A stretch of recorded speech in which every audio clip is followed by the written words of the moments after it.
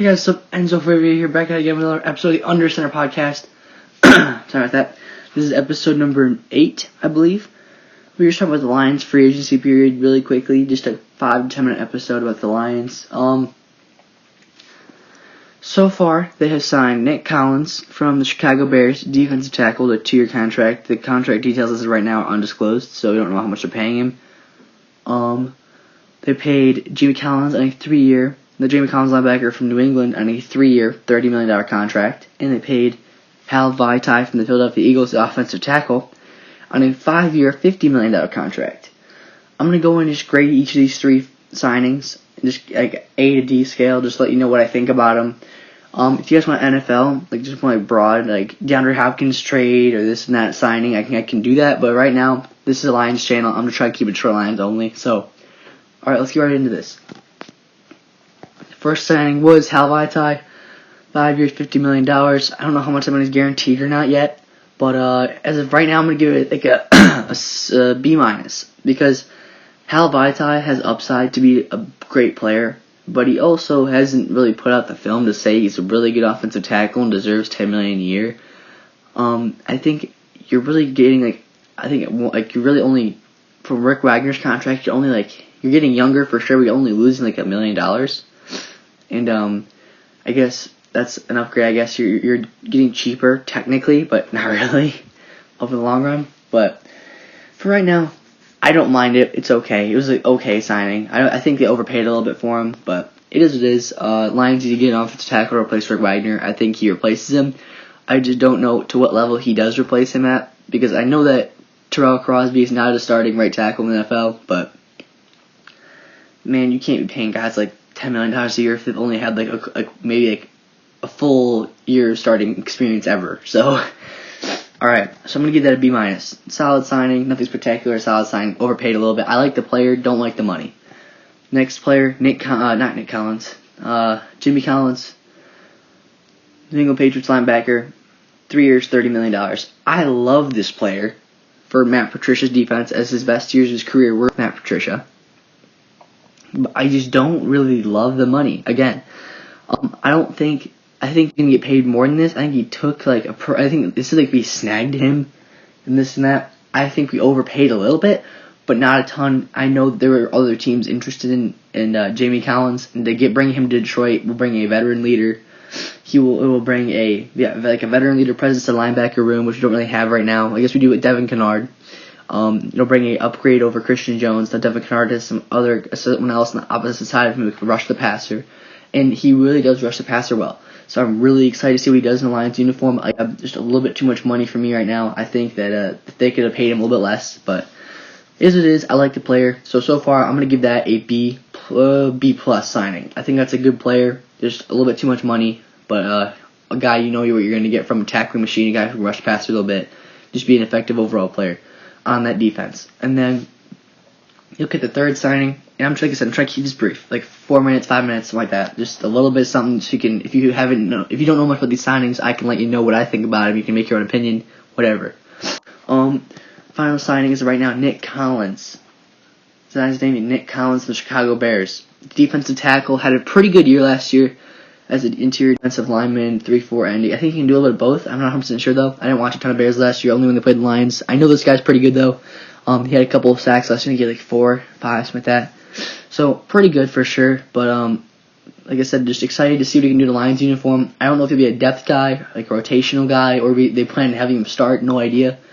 But they paid him on a 2-year contract. I don't think they paid him a ton. So I'm going to give this a B plus move, because it's just a solid player who has proven production to add to our defensive line, which needs interior defensive linemen. So B plus.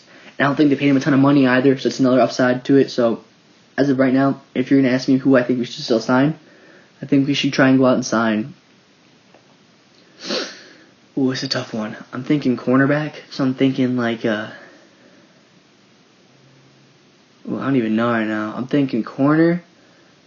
I'm thinking safety.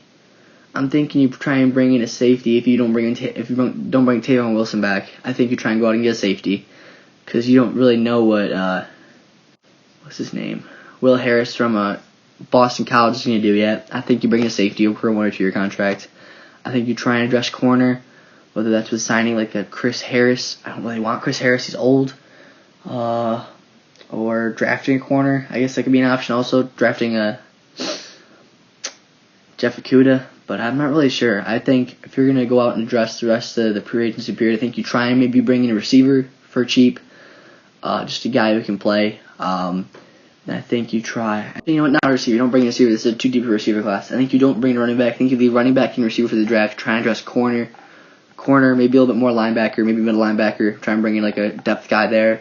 And just bring in more defensive linemen. So I'm going to say, if you can bring in DJ Reader, I'd give that an A, no matter how much they pay him, because he's a good player. He's going to be an immediate upgrade of what we have.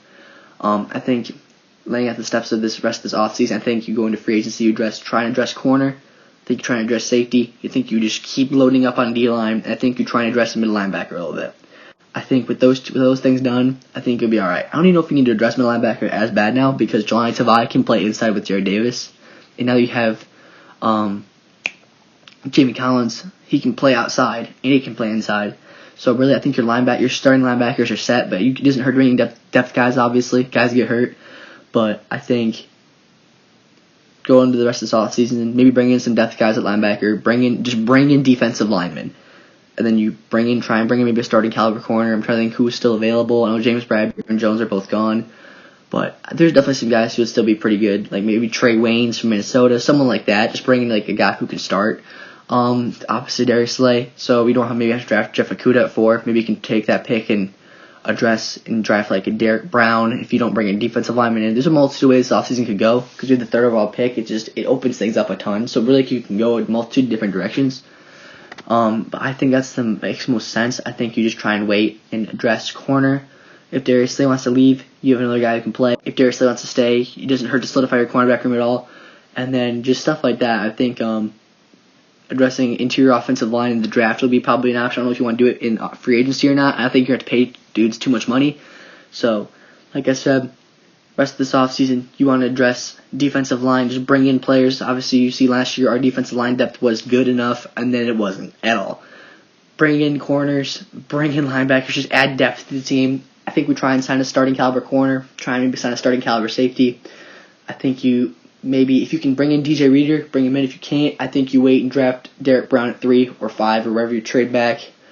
And then offensively, I would address offensive line really in this free agency class. I think you wait till the draft and get a cheaper guy.